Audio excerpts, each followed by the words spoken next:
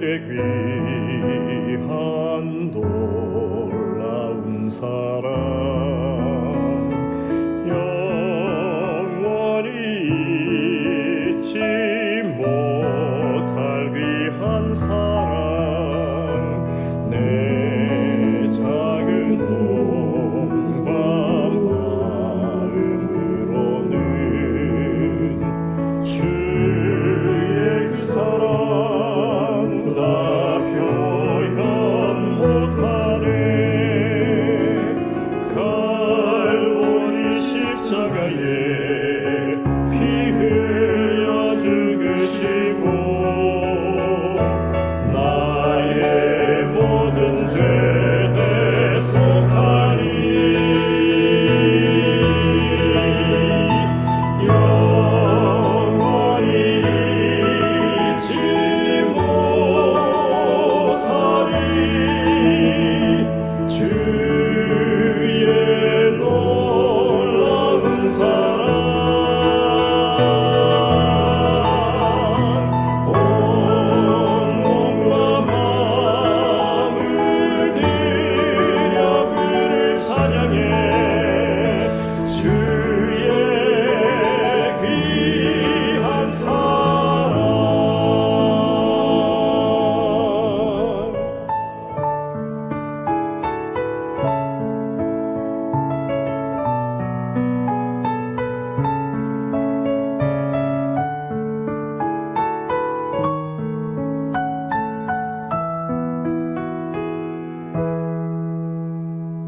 저 하늘의 귀한 놀라운 사랑 영원히 잊지 못할 귀한 사랑 내 작은 몸과 마음으로는 주의 그 사랑 다 표현 못하네. 갈보리 십자가에 피 흘려 죽으시고 나의 모든 죄 대속하니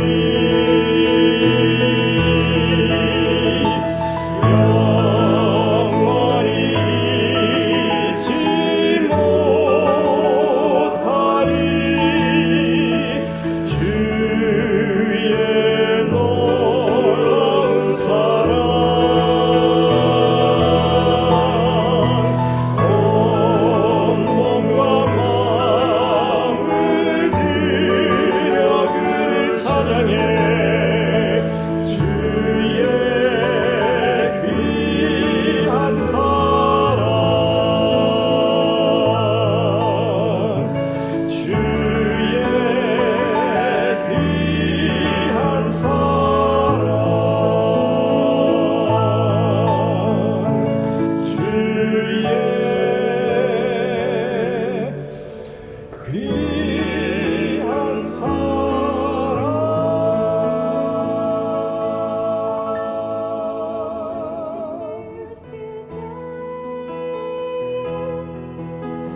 God will make a way where there seems to be no way. He works in ways we cannot see. He will make a way for me. He will be my guide. Hold me closely to His side. With love and strength for each new day, He will make a way. He will make a way. With love and strength for each new day, He will make a way. He will make a way.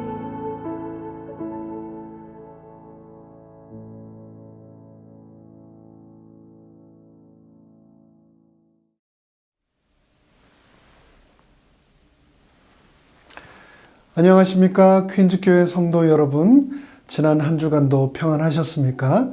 5월 13일 5월의 둘째 안식일이 시작되는 이 금요일 저녁 첫 시간을 구별하셔서 방송을 통하여 아버지 하나님께 찬양과 영광 돌리기를 원하시는 간절한 마음으로 예배 함께 하신 여러분 모두를 진심으로 환영합니다.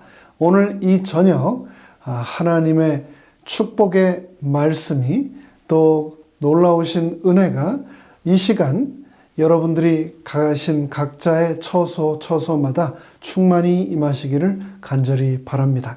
전쟁 같았던 지난 한 주간의 삶의 모든 근심과 걱정을 내려놓으시고 오로지 선포되는 말씀에만 집중함으로 큰 은혜 또 천국을 맛보는 우리 모두가 되기를 간절히 바랍니다. 이제 다 함께 간절한 마음으로 우리의 심령을 담아서 한 목소리로 찬양하도록 하겠습니다. 준비된 찬양들의 기쁨으로 동참하심으로 큰 은혜의 시간 되시기를 간절히 바랍니다.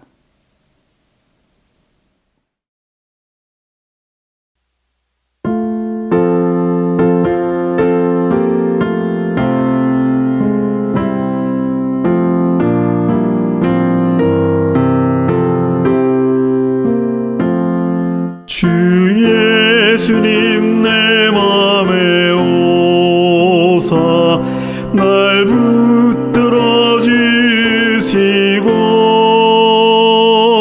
내 마음에 새 힘을 주사 늘 기쁘게 하소서. 나의 맘에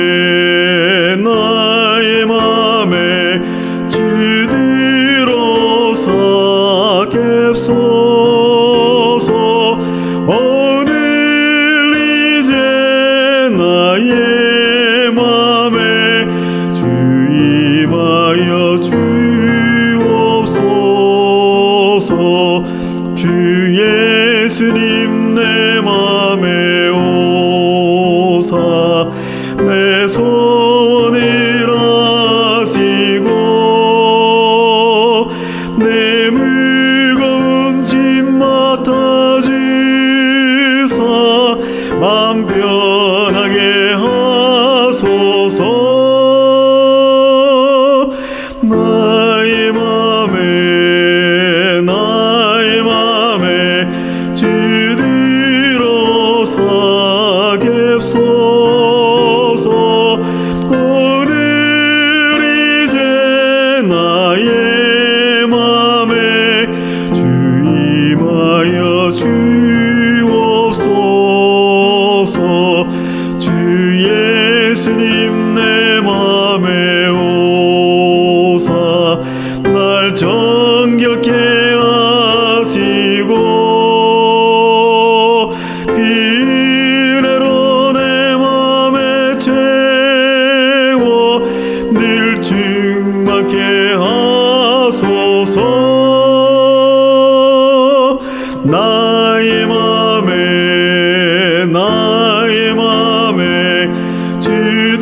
주들어서 갭소서. 오늘 이제 나의 맘에 주 임하여 주옵소서. 주 예수님 내 맘에 오사 내 앞길을 인도해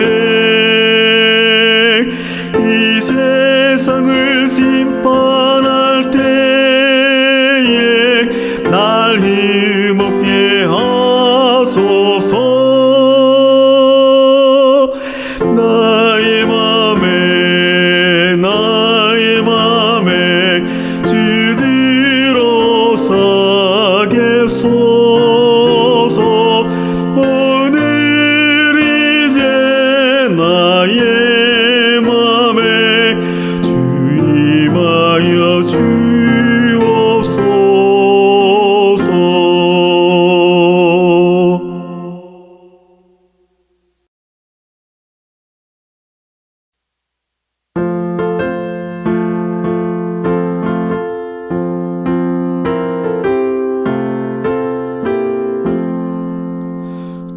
주의 것이 되려 하오니 가르쳐 주소서. 주의 뜻을 행키 원하니 도와주소서. 온전히 주의 것이 되고자 온전히 내가 약속합니다. 세상 쾌락 부귀명예는 정함이 없으니 법의 예수 얻기 위하여 버릴 맘인데 온전히 주의 것이 되고자 온전히 내가 약속합니다. 꿈결 같은 세상 영화를 모두 다 버려도 예수 나와 함께 계시며 안이 됩니다. 온전히 주의 것이 되고자 온전히 내가 약속합니다.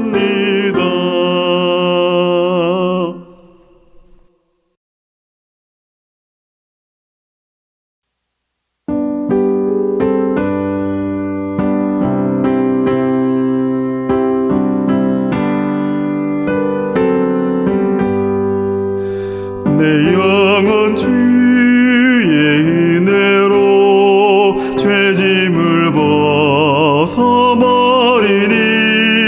이 슬픔 많은 세상도 기쁨의 천국 되도다. 오 할렐루야 나의 주 내 지은 죄를 사고 또 나와 함께 계시니 기쁨의 천국 되도다. 주 얼굴 뵙기 전에는 참 멀어 뵈던 천국이 내 맘에 주님 모시니 날마다 더욱 가깝네. 오 할렐루야 나의 주 내 지은 죄를 사고 또 나와 함께 계시니 기쁨의 천국 되도다. 내 비록 산과 들이나 옥조막 속에 거해도 내 주를 모신 곳이며 그곳이 천국 되도다. 오 할렐루야 나의 주 내 지은 죄를 사고 또 나와 함께 계시니 기쁨의 천국 되도다.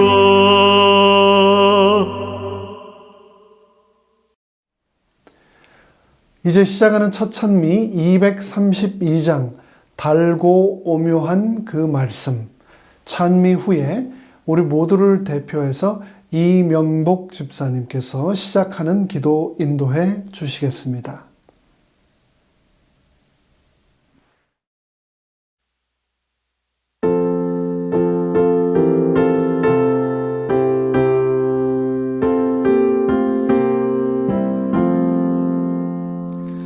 달고 묘한 그 말씀 생명의 말씀을 귀한 그 말씀 진실로 내 생명 되도다. 나의 길과 믿음 밝히 보여주니 아름답고 귀한 말씀 생명샘이로다. 아름답고 귀한 말씀 생명샘이로다. 귀한 주님의 말씀은 내 노래 되도다. 모든 이에게 복 주는 생명의 말씀을 값도 없이 받아 생명길을 가니 아름답고 귀한 말씀 생명샘이로다. 아름답고 귀한 말씀 생명샘이로다. 널리 울리고 퍼지는 생명의 말씀은 마음의 용서와 평안을 골고루 주나니. 다만 예수 말씀 들어 복을 받세. 아름답고 귀한 말씀 생명샘이로다. 아름답고 귀한 말씀 생명샘이로다.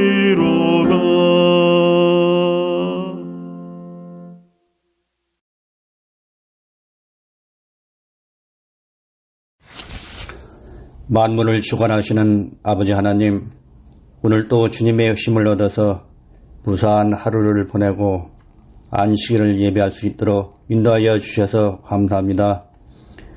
언제나 변함없이 우리를 지켜주시는 하나님을 찬양합니다. 우리가 주님의 마음을 헤아리지 못하고 내 의지대로 살아온 것을 용서하여 주시옵소서. 주님의 뜻보다 나의 뜻을 앞세우며 주님의 자녀로서 거룩하지 못했던 생각과 행동을 용서하여 주시옵소서. 우리에게 여전히 교만한 마음이 있다면 회개케 하시고 주님께로 온전히 마음을 돌리게 하옵소서. 이 세상은 아직도 코로나 바이러스로 몸살을 앓고 있습니다. 주님이 이때에 주님께서 우리에게 하시는 말씀이 들려지게 하옵소서. 이럴 때일수록 주님께 더욱 감사하게 하옵소서. 우리는 주님의 품 안에서 안전함을 믿습니다. 우리가 비록 넘어지더라도 주님께서는 우리를 다시 일으켜 세우실 줄을 믿습니다. 우리를 붙들어 주옵소서. 주님의 평강으로 우리를 붙들어 주옵소서. 은혜로우신 하나님, 우리에게 허락하신 각자의 자리에서 우리가 주님 앞에 최선을 다하며 교회와 이웃과 가족을 사랑하면서 기쁘게 살기를 원합니다. 매 순간 기도하며 주님과 동행하기를 원합니다. 주님만 의지하는 우리와 함께 하옵소서. 오늘 말씀을 전해주시는 목사님께 주님의 권능을 덧입혀 주옵소서. 주님께서 주시는 능력이 나타나는 이 예배가 되게 하옵소서. 또 늘 수고하고 애쓰시는 교육자님들과 교회 모든 성도님들께 주님의 은혜가 넘치게 하옵소서. 오늘 이 예배를 통해 우리에게 주시는 하나님의 말씀을 잘 깨달아 우리 삶에 적용할 수 있기를 기대하며 예수님 이름으로 기도드립니다. 아멘.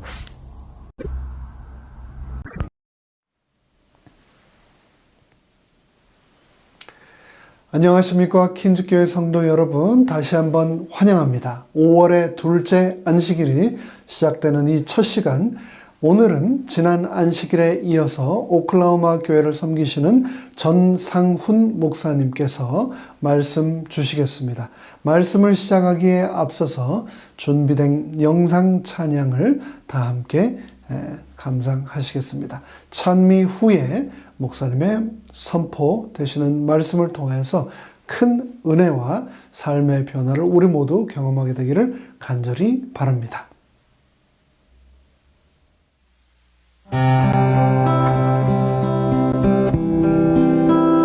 내가 처음 주를 만났을 때 외롭고도 쓸쓸한 모습 말없이 홀로 걸어가신 길은 영광을 다 버린 나그네 정녕 그분이 내 형제 구원했나 나의 영혼도 구원하려나 의심 많은 도마처럼 물었네 내가 주를 처음 만난 날 내가 다시 주를 만났을 때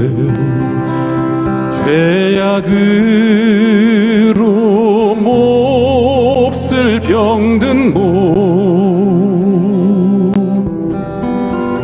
조용히 내 손 잡아 이끄시며 병든 자여 일어나거라 눈물 흘리며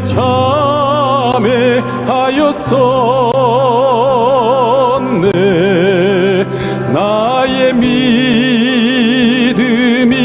뜨거웠었네 그러나 죄악이 나를 삼키고 내 영혼 갈 길을 잃었네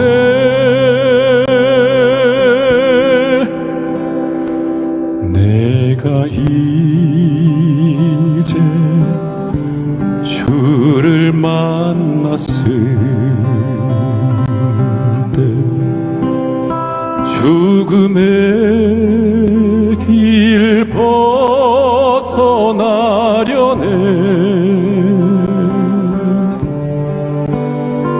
변찮는 은혜와 사랑 베푸신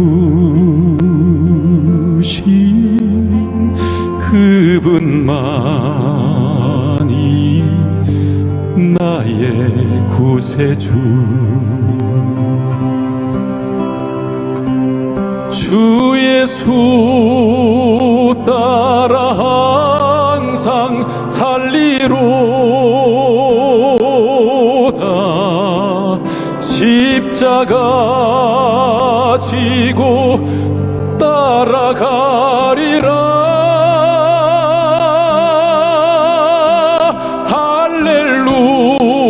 할렐루야 주를 만난 이 기쁨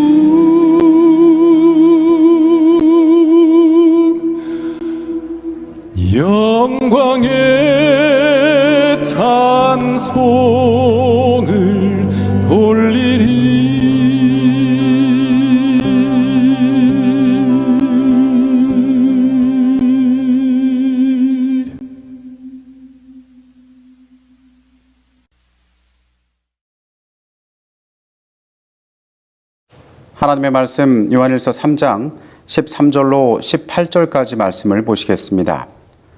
형제들아, 세상이 너희를 미워하여도 이상히 여기지 말라.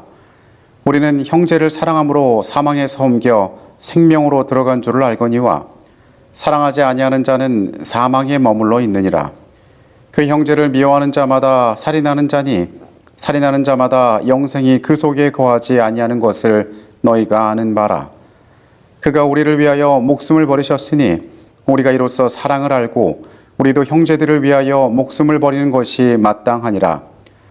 누가 이 세상의 재물을 가지고 형제의 궁핍함을 보고도 도와줄 마음을 닫으면 하나님의 사랑이 어찌 그 속에 거하겠느냐. 자녀들아, 우리가 말과 혀로만 사랑하지 말고 행함과 진실함으로 하자. 사랑하는 성도 여러분, 지난 한 주간 은혜 가운데 평안하셨습니까? 여전히 분주하고 또 삶의 문제들을 끌어안고 살아가는 우리지만 하나님께서 우리의 시간 가운데 안식을 허락하셨습니다. 이 안식을 통하여 우리의 삶이 평안을 얻고 말씀 가운데 길을 찾게 되기를 간절히 원합니다. 이 시간 하늘과 교통하는 아름다운 한 시간이 되기를 간절히 바라겠습니다. BC 146년 헬레니즘의 찬란한 영광을 누리던 그리스는 제국 로마에 의해서 정복당했습니다. 그러나 그로부터 채 100년이 지나지 않아 로마의 시인이었던 호리타우스는 이러한 말을 남깁니다.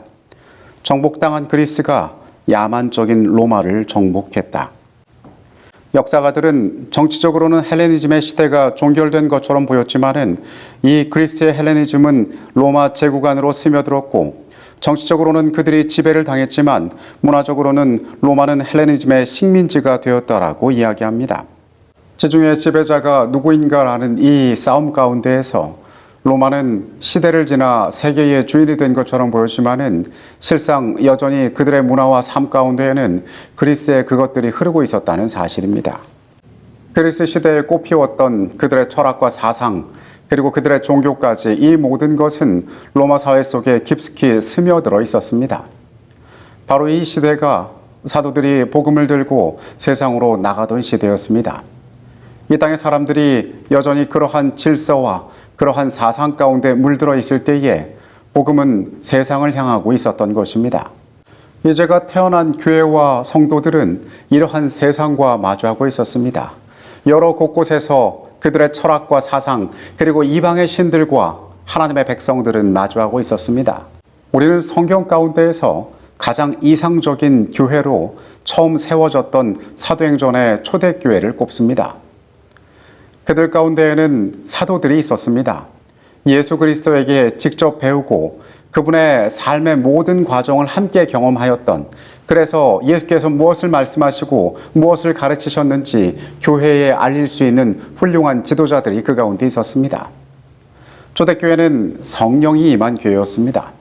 인간의 힘으로는 할 수 없는 그것들이 하나님께서 약속하신 성령이 그들 가운데 부어질 때에 그들에게 놀라운 변화들로 나타났습니다.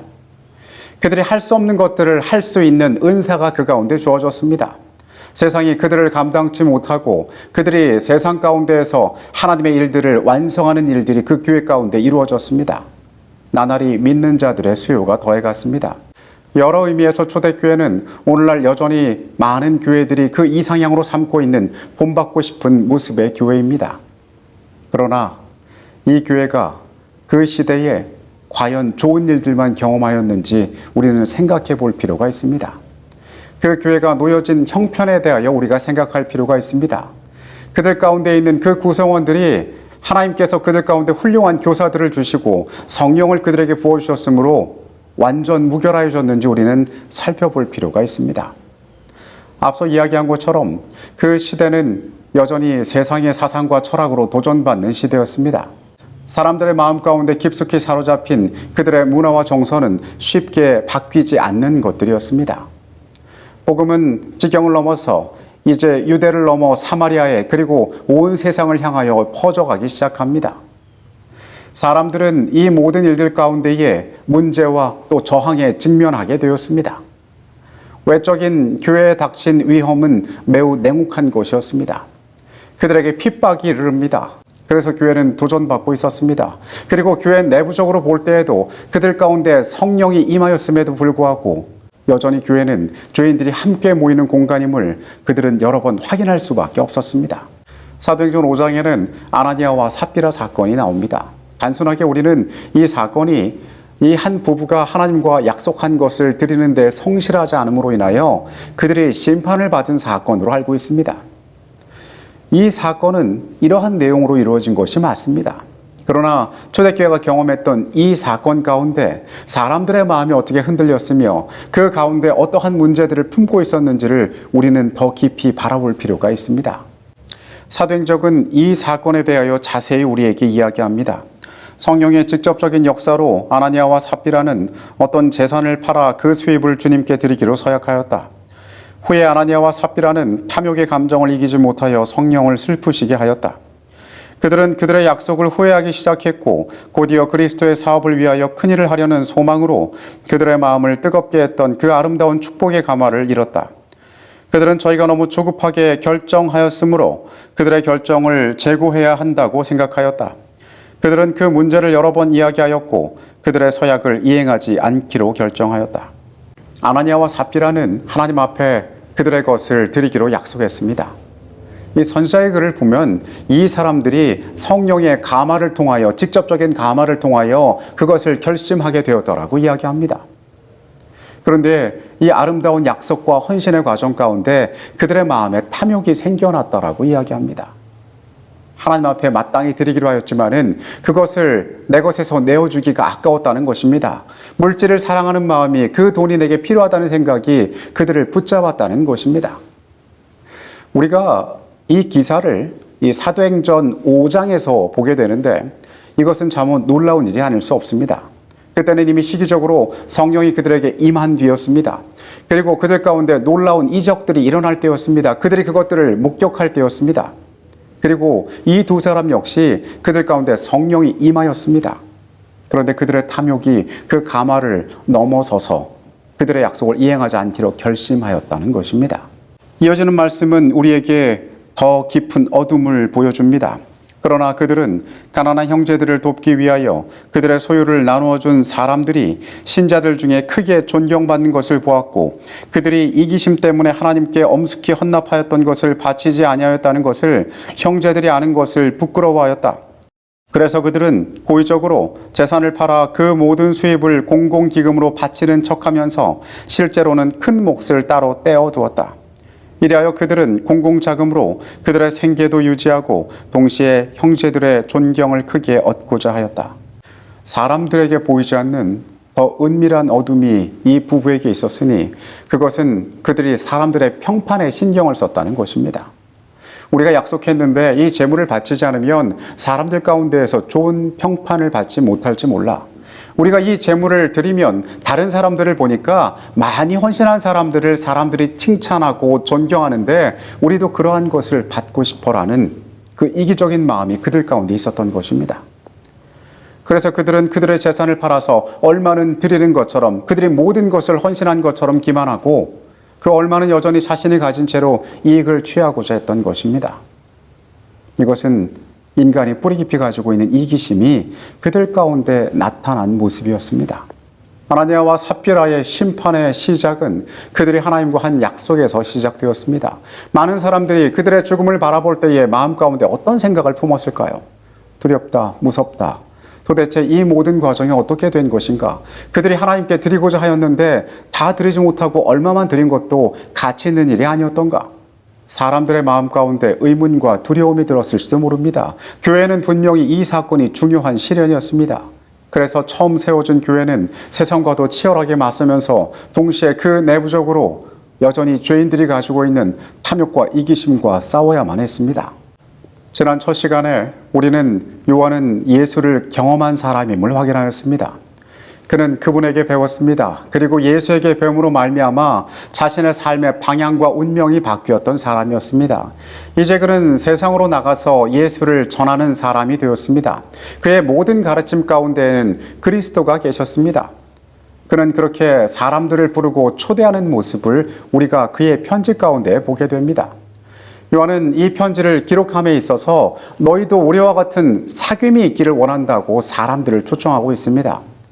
그가 전하는 그 예수가 어떠한 분이신지, 그 예수가 우리의 삶에 어떤 것을 선물하셨는지, 그리고 우리로 하여금 어떠한 길을 걷기를 원하시는지 그가 알기를 원한다고 우리를 초청하고 있는 것입니다. 요한은 그 시대에 교회의 형편을 바라봤을 것입니다. 교회 안으로 밀려 들어오는 수많은 사람들을 바라보았을 것입니다. 그리고 그들의 삶이 가지고 있는 소원과 그들의 인생의 길들에 대한 각자의 생각들을 바라보았을 것입니다. 어쩌면 그들의 모습 가운데 요한 자신의 모습을 살펴보았는지도 모르겠습니다. 과거에 예수를 따르던 자신의 모습과 그 가운데서 진리의 길을 찾는 그들의 모습이 어쩌면 매우 유사해 보였을 수도 있습니다. 요한은 그 가운데에서 자신의 과거의 경험들, 하나님의 아들에게 배우고 전능하신 분께서 그와 함께하였지만은 여전히 깨어지지 못하고 부족했던, 실수했던 자신의 형편들을 바라보았는지도 모릅니다. 영적으로 깨어있던 사도는 시대의 위험을 인지하였습니다. 그래서 그는 그가 할 수 있는 최선의 방법으로, 그가 할 수 있는 모든 친절로, 그가 할 수 있는 가장 좋은 방법으로 사람들에게 하나님께서 너희에게 걷고자 하시는 길이 어떠한 것인지를 알리기를 원했던 것입니다. 오늘날 세상 가운데에서도 사람들이 어떠한 일을 성취하거나 결과를 얻기 위해서는 그 과정 가운데 길고 지루한 힘든 여정이 기다리고 있습니다.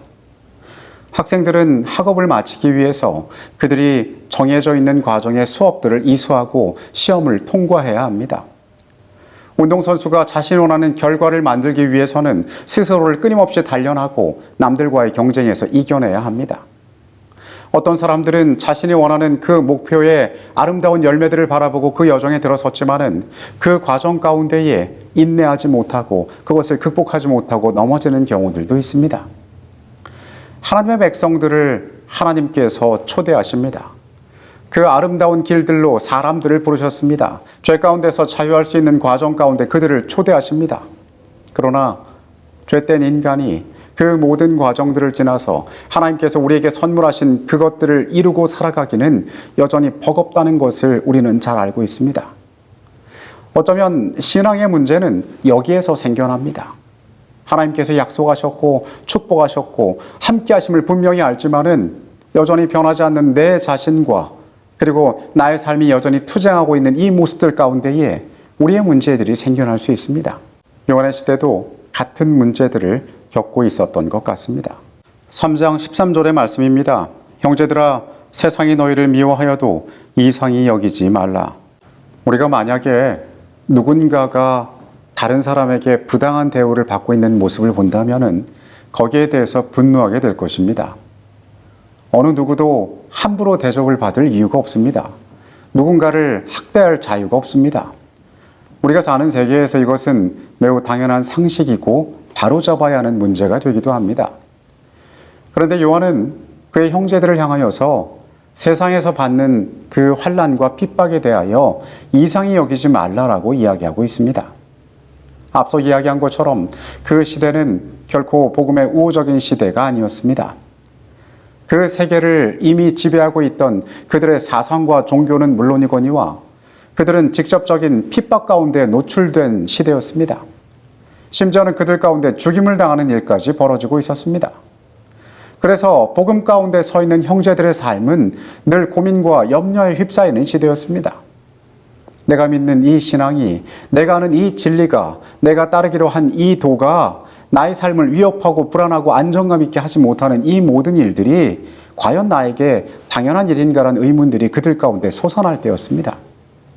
그런데 요한은 그들을 향하여 이것을 이상히 여기지 말라라고 이야기하는 것입니다.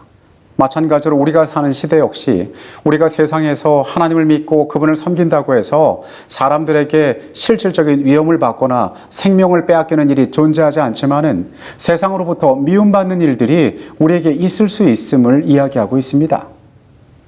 하나님의 백성들의 삶은 이 땅의 표준과 다른 삶을 살아가기 때문에 그렇습니다. 이 땅과 다른 가치들을 누리기 때문에 그렇습니다. 더 나아가서 다른 목적을 향하여 살아가기 때문에 그들은 세상으로부터 필연적으로 미움받을 수밖에 없는 존재임을 당연히 여기라라고 이야기하는 것입니다. 요한의 친절한 초청 가운데에는 선명하고 때로는 두려운 사실이 숨어 있으니 그것은 하나님의 백성들의 이 땅에서의 삶이 결코 순탄하지 않을 것이라는 선언이 그 가운데 담겨져 있는 것입니다. 14절입니다. 우리는 형제를 사랑함으로 사망에서 옮겨 생명으로 들어간 줄을 알거니와 사랑하지 아니하는 자는 사망에 머물러 있느니라. 요한은 14절에서 매우 독특한 표현을 하니 그것은 형제를 사랑함으로 너희가 사망에서 생명으로 옮겼다라고 이야기를 합니다. 이 말과 함께 그는 형제를 사랑하지 아니하면 너희가 여전히 생명으로 옮기지 못하고 사망 가운데 머물러 있는 자라라고 이야기합니다. 이 사랑이 형제를 사랑하는 것이 그들의 삶 가운데 있어서 죽음에서 삶으로 옮기는 생명의 문제에 관한 것이라고 강조하고 있는 것입니다. 15절에 그는 여기서 더 나아가서 이야기합니다. 그 형제를 미워하는 자마다 살인하는 자니 살인하는 자마다 영생이 그 속에 거하지 아니하는 것을 너희가 아는 바라. 앞서서 사랑하는 것에 대해 이야기했다면 이번에는 형제를 미워하는 것에 대해서 이야기하는데 형제를 미워하는 것은 살인하는 것과 같다라고 엄숙하게 이야기를 합니다. 너희가 미움을 품을 때에 그것은 누구를 죽이는 것과 다를 바가 없다라고 이야기하는 것입니다. 형제를 사랑하는 것과 형제를 미워하는 것, 너희 안에 사랑이 있는 것과 사랑이 없는 것, 이 문제를 다루는 요한의 말 가운데 우리가 발견할 수 있는 중요한 사실은 그는 하나님의 백성들을 향하여 세상보다 훨씬 높은 표준을 요구하고 있다는 것입니다. 누군가를 사랑할 수 있습니다. 그러나 그것을 사랑하지 않는다고 문제가 되지 않습니다. 사랑은 내가 적극적으로 자발적으로 나타내는 호의의 마음입니다. 누군가를 미워할 수 있습니다. 그러나 거기에 대해서 법적으로 제재가 될 만한 뚜렷한 피해를 주거나 아니면 그것을 사람들 앞에서 공포하지 않는 한 그것이 우리에게 문제가 되지는 않습니다. 그러나 요한은 말하기를 이것은 마치 너희 가운데에 살인하는 것과 같다는 말로써 엄숙하게 하나님의 백성들의 삶의 표준에 대하여 이야기하고 있습니다. 앞서 언급했듯이 초대교회는 우리의 상상 속의 아름다운 공동체였습니다. 복음은 들불처럼 퍼져나가고 힘있게 예수의 증거를 가진 사도들이 말씀을 전하고 그들의 모든 소유를 팔아 가난한 자들을 구제하고 그들이 함께 공동으로 생활하며 그들의 모든 것을 나누는 아름다운 공동체의 모습이 거기에 있는 것으로 우리가 알 수 있습니다. 그러나 아나니아와 삽비라의 사건에서 보았듯이 누군가의 욕심이 그 가운데서 성령의 역사를 거스르고 있었고 누군가의 이기심이 사람의 평가를 중요하게 여겼습니다. 그들 가운데 문제가 있었습니다. 그들 가운데 도전이 있었습니다. 그들 가운데 시험이 있었습니다. 그리고 요한은 이것을 바라보고 있었습니다. 그래서 형제를 사랑하는 일에 대하여 언급합니다. 그는 이것을 말함으로 교회 안에 질서를 세우고 공동체의 안정을 도모하려는 여러 가지 다른 인간적인 목적으로 그 이야기를 했던 것이 아니었습니다. 그는 그들의 구원에 관하여 이야기하고 있었습니다. 사망에서 생명으로 옮기는 과정에 대하여 이야기하고 있었습니다. 그리고 그 이유에 대해서 요한은 이렇게 말합니다. 그가 우리를 위하여 목숨을 버리셨으니 우리가 이로써 사랑을 알고 우리도 형제들을 위하여 목숨을 버리는 것이 마땅하니라. 요한이 말했던 이 사랑의 본질, 형제를 사랑하는 것, 사망에서 생명으로 옮길 수 있는 그 아름다운 가치는 예수 그리스도께서 우리를 위하여 주심으로 우리에게 주셨던 것임을 그는 이야기하고 있습니다. 그래서 그분의 사랑받은 너희가 마땅히 그 사랑이 머물러야 할 너희가 형제를 그렇게 사랑하는 자가 되어야 한다라고 이야기합니다. 죄의 그늘 가운데서 너희가 가진 본성으로 시기하고 미워하고 그 가운데에서 살인하는 것과 같은 행동을 취하지 말고 너희의 삶은 그리스도의 사랑을 배워서 그것으로 열매 맺는 생애가 되어야 한다고 이야기합니다. 이것은 모범정답과 같고 당연한 것처럼 할 수 있는 말이지만은 한 사람의 인생에서 쉽게 일어날 수 없는 일임을 그는 너무도 잘 알고 있었던 것 같습니다. 오늘날 우리의 생애도 마찬가지입니다. 내가 여전히 하나님 안에 살아가고 그분의 백성이라고 스스로 이야기하고 그분의 뜻대로 살기를 원한다고 그리고 얼마간의 나의 삶의 시간과 재물과 나의 형편들을 구별하고 하나님 앞에 순종하지만 여전히 우리의 생애 가운데 그분께서 기꺼이 우리에게 베푸신 사랑이 존재하고 그것이 실천되는지를 우리는 생각해 볼 필요가 있습니다. 17절에 그는 말합니다. 누가 이 세상의 재물을 가지고 형제의 궁핍함을 보고도 도와줄 마음을 닫으면 하나님의 사랑이 어찌 그 속에 거하겠느냐. 사람이 만약에 물질을 소유하게 되었을 때에 그것이 내 것이라고 한다면 그 물질을 처분하는 것은 개인에게 달려 있습니다. 그가 비싼 음식을 사 먹든 좋은 옷을 사든 그가 그 물질을 어떻게 처분하든지 간에 세상적인 관점에서 그것은 흠잡을 만한 것이 되지 못합니다. 다른 이의 것을 뺏거나 부정한 방법을 통해서 자신이 이익을 얻는다면 그것이 문제가 되겠지만 내가 가진 합당한 것들로 내가 사용하는 것은 아무런 문제가 되지 않습니다. 그때에도 마찬가지였을 것입니다. 사람들은 할 수 있는 한 자신의 이익을 가지고 자신의 향락과 만족을 위하여 삶을 살고 있었을 것입니다.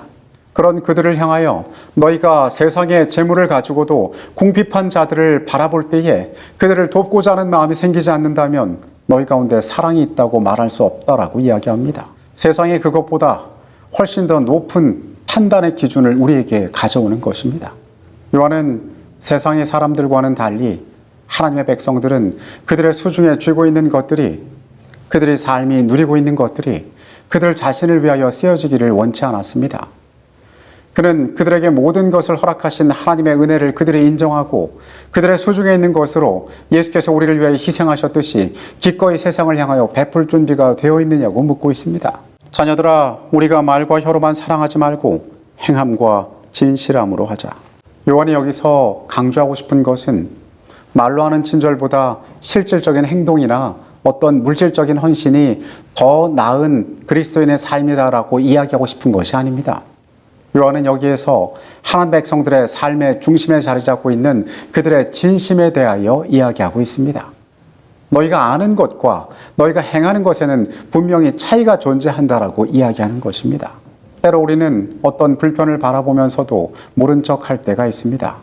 때로 우리는 내가 할 수 있는 능력이 됨에도 불구하고 그것을 포기할 때가 있습니다. 알고 싶지 않아 할 때가 있습니다. 그렇게 주저하는, 알지만 행하지 않는, 그리고 알지만 그것이 나에게 손해가 될 거라 생각하여서 움직이지 않는 하나님의 백성들의 삶을 향하여 그는 엄숙하게 말하고 있는 것입니다. 꽤 오래전에 한국에서 제주도에 다녀온 적이 있습니다. 2박 3일이라는 이 짧은 일정 가운데 제가 알고 있는 일정이라고는 한라산을 올라갔다 온다라는 것밖에 없었습니다. 그 전에 제주도를 한번 가봤지만은 한라산에는 가본 적이 없습니다. 그냥 남한에서 제일 높은 산이 거기에 있다. 이 꼭대기가 백록담이다라는 것만 알고 있었습니다. 이르게 비행기를 타고 그곳에 도착해서 아침에 한라산 입구에 도착했습니다. 그리고 산을 오르기 시작했습니다. 그런데 그때는 몰랐습니다. 그날 내가 10시간 동안 산행을 하리라는 것을 전혀 알고 있지 못했습니다. 중간 지점에 올라갔더니 그 휴게소에서 이야기합니다. 정상까지 언제 시간 안에 도착하지 못하면은 산을 넘어갈 수가 없다는 거예요. 그런데 너무 힘든 겁니다. 짐도 많고 가져온 것들도 있고 그리고 함께 온 동료들이 있었기 때문에 도저히 거기에서 내가 물러갈 수가 없는 겁니다. 풍경이 너무 아름다웠지만은 그 치열함으로 산을 올라갔습니다. 그리고 정해진 시간 전에 그곳에 도착하고 거기에서 또 동료들과 만나서 또 긴 시간 동안 산을 내려갔습니다. 거리를 봤더니 거의 20km에 가까운 거리를 산행을 했고 10시간 동안 산행을 하게 되었습니다. 제가 거기 오기 전에 그렇게 어렵고 힘든 과정이 있을 거라고 생각을 했다면은 그 산을 오르는 것을 주저했을지도 모릅니다. 그런데 그것을 다 이루었을 때, 그 산을 내려왔을 때에 맛본 여러 가지 감사와 기쁨은 내가 이곳에 오길 정말 잘했다는 생각이 들게 하였습니다. 그때 함께했던 동료들에 대해서 이런 생각이 들었습니다. 이렇게 힘든 걸 나한테 왜 시켰을까라는 원망보다는 나한테 이렇게 좋은 기회를 줘서 함께 할 수 있는 것이 참 감사하고 고맙다라는 생각이 그때 들었습니다. 우리의 신앙에도 어쩌면 이와 비슷한 길들이 펼쳐지고 있는지도 모르겠습니다. 여러분, 하나님의 백성으로 부름받은 것 우리에게 쉬운 일이 아닙니다. 우리의 마음 가운데 여전히 탐심이 존재하고 있습니다. 성령께서 우리를 감동시키셨지만은 우리가 하나님 앞에 이끌림을 받았지만은 우리의 삶에 놓지 못하는 것들이 있습니다. 형제를 사랑하지 못합니다. 모든 관심의 중심과 모든 일의 중심이 내가 되기를 원합니다. 그리고 형제를 향한 미움을 마음에 품고 살아가는지도 모르겠습니다. 요한은 그런 우리의 삶을 바라봅니다. 그리고 우리를 향하여 말합니다. 너희 가운데 사랑이 있을 때 너희가 사망에서 생명을 옮길 수 있다라고 이야기합니다. 그리고 그는 그 이유를 우리에게 말하고 있으니 그리스도께서 너희를 위하여 죽으셨기 때문이라고 이야기하고 있습니다. 그는 예수를 전하는 사람이었습니다. 예수께서 그들 가운데 선물하시는 영생에 관하여 알게 하기를 원하는 자였습니다. 그래서 그는 우리에게 그렇게 이야기하고 있는 것입니다. 너희의 삶이 그분을 향하여 나아가고 그 사랑을 배우고 그 뜻대로 나아가는 길 가운데 변하고 바뀌어야 한다고 초청하고 있는 것입니다. 우리는 유독 그의 초청이 따뜻하고 부드러운 사실을 알고 있습니다. 요한일서의 말씀 가운데에는 사랑하는 자들아라는 이 말씀이 수없이 반복되고 있습니다.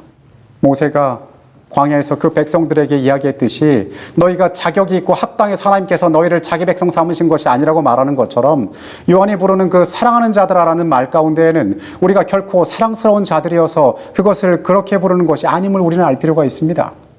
이 사도는 자신도 그 탐욕과 이기심과 싸웠던 이 사도는, 그래서 예수 앞에서 자신의 부족을 드러내었던 이 사도는 우리와 함께 주께서 선물하시는 그 길을 향하여 우리가 같이 가자라고 우리를 격려하고 있는 것입니다. 너희에 걸어가는 이 모든 여정이 고난의 길이 될 것이고 고통 가운데 있을 것임을 내가 알지만은 그러나 우리가 함께 가자라고 그가 우리를 초청하고 있는 것입니다. 그리스도의 교회를 가장 위태롭게 하는 것은 세상의 반대가 아니다. 가장 무서운 재난을 일으키고 하나님의 사업의 발전을 가장 확실하게 방해하는 것은 신도들의 마음속에 품은 악이다.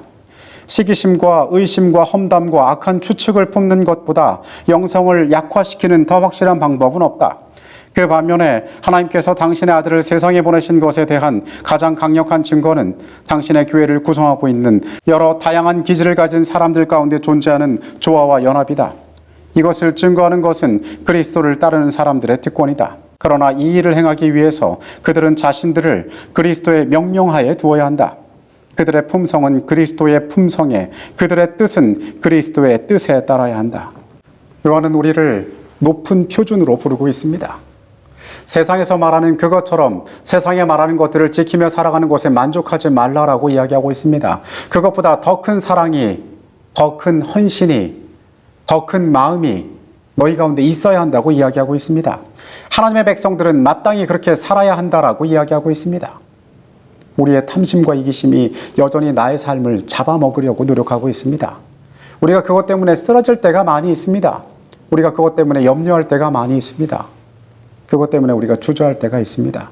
그런 우리를 향하여 그는 엄히 꾸짖습니다. 너희 안에 사랑이 존재하지 않을 때에 너희는 사망에 머물러 있는 자가 되고 너희 안에 미움이 머물러 있을 때에 너희는 살인하는 자와 같다라고 이야기하는 것입니다. 그리스도께서는 모든 시작과 끝이 되십니다. 우리의 삶의 변화의 시작과 우리의 삶의 나아갈 길과 우리의 삶의 영혼을 선물하시는 분이 그리스도가 되심을 그가 이야기하고 있습니다. 그래서 지금 우리의 세상 가운데 이 치열한 삶 가운데 그 가장 가치 있고 아름다운 것을 쫓아 우리의 삶을 살아가라라고 이야기하고 있는 것입니다. 사람들이 힘이나 사리로서가 아니라 사랑으로 결합할 때 그들은 모든 인간의 영향력을 능가하는 힘이 작용하고 있음을 보여주는 것이다. 이런 일치가 존재할 때 그것은 하나님의 형상이 인간 속에서 회복되고 있으며 생애의 새로운 원칙이 심어졌다는 증거이다. 이것은 거룩한 본성 가운데 악의 초자연적인 작용을 물리치는 능력이 있다는 것과 하나님의 은혜가 사람의 타고난 마음에 자리 잡고 있는 이기심을 정복한다는 사실을 보여준다. 교회에 나타난 이 사랑이야말로 사단의 분노를 일으킬 것이다. 그리스도께서는 제자들을 위하여 쉬운 길을 설계하지 않으셨다. 복음은 반대와 위험과 손실과 고통 가운데서 적극적으로 투쟁함으로 말미암아 앞으로 나아갈 것이다. 그러나 이 사업을 하는 자들은 다만 주님의 발자취를 따라가는 데 불과하다. 여러분, 요한은 사랑을 말하고 있습니다. 우리 주님을 닮은 사랑을 말하고 있습니다. 그렇게 우리의 삶이 세상과 다른 길을 걸어가는 것은 마치 가시밭길을 걸어가는 것처럼 고될 것임을 그가 알고 있습니다. 그러나 그는 친절한 말로, 따뜻한 말로 우리를 격려하고 있습니다. 너희가 걸어간 길을 예수께서 걸어가셨고 이 모든 여정이 고되고 힘들지만은 가장 아름다운 길이고 가장 찬란한 결과들이 너희를 기다리고 있음을 그가 우리에게 말하고 있습니다. 여러분, 말씀이 우리의 삶을 격려하고 있습니다. 우리가 이 모든 것들을 알지 못했고 이 모든 고통의 과정 가운데에서 낭망할 수 있지만은 우리는 가장 가치 있는 길을 가고 있음을 사도는 우리에게 말하고 있습니다. 탐욕과 이기심에 사로잡힌 우리의 연약한 자아를 버리고 주께서 우리에게 말씀하시는 더 높은 세상의 표준을 위하여 그 사랑의 표준을 향하여 살아가게 되시기 바랍니다. 그 모든 여정 가운데 우리보다 먼저 그 길을 걸어가신 사랑 그 자체이신 예수 그리스도의 모본이 언제나 우리의 마음 가운데 살아있게 되기를 원합니다. 이 시간 말씀을 마치겠습니다. 아버지 하나님, 우리가 주의 백성이요 주를 사랑한다라고 말하지만 때로 우리가 모른 척하고 입술로만 주를 사랑한다고 고백하고 있는지도 모르겠습니다. 행함과 진실함으로 하자라고 말했던 사도의 말을 기억하게 하여 주시옵소서. 아버지 앞에 사랑을 나타내는, 그래서 사망에서 생명으로 옮겨진 주의 백성이 되기를 원합니다. 그리스도의 모본이 우리에게 주신 깊은 사랑이 우리 가운데 뚜렷하게 남게 하여 주시옵소서. 우리가 이 아름다운 여정 주와 함께함으로 쉬이 가기를 원합니다. 주의 영원한 약속 가운데 우리가 거하기를 원합니다. 그날까지 우리와 함께하여 주시옵소서. 이 시간에 같이 계셨음에 감사드립니다. 예수 그리스도 이름으로 기도합니다. 아멘.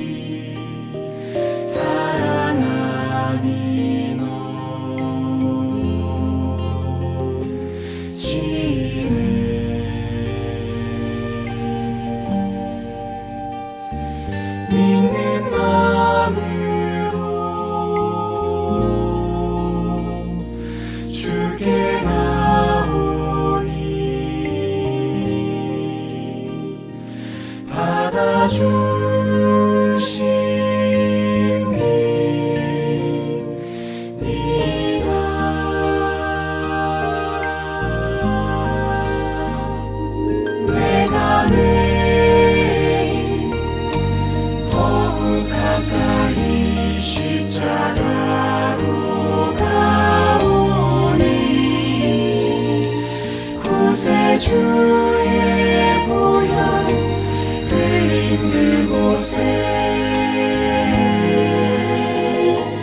나를 인도하소서.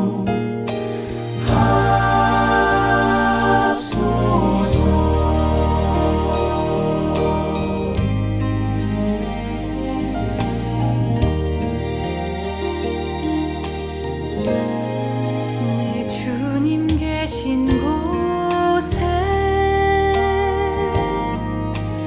가려 하오니 찬양 드립니다. 한 목소리로 거룩한 곳 올라가 내 손과 몸을 여시고 주의 보좌 주의 영광으로 날 이끄소서.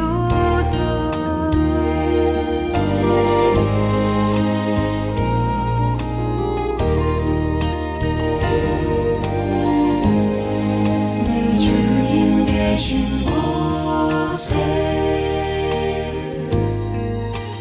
가려 하오니 찬양 드립니다.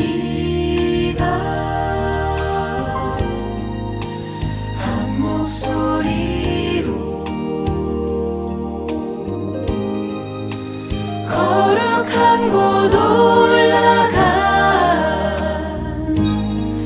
내 손과 마음을 여시고 주의 보좌 주의 영광으로 날 이끄소서.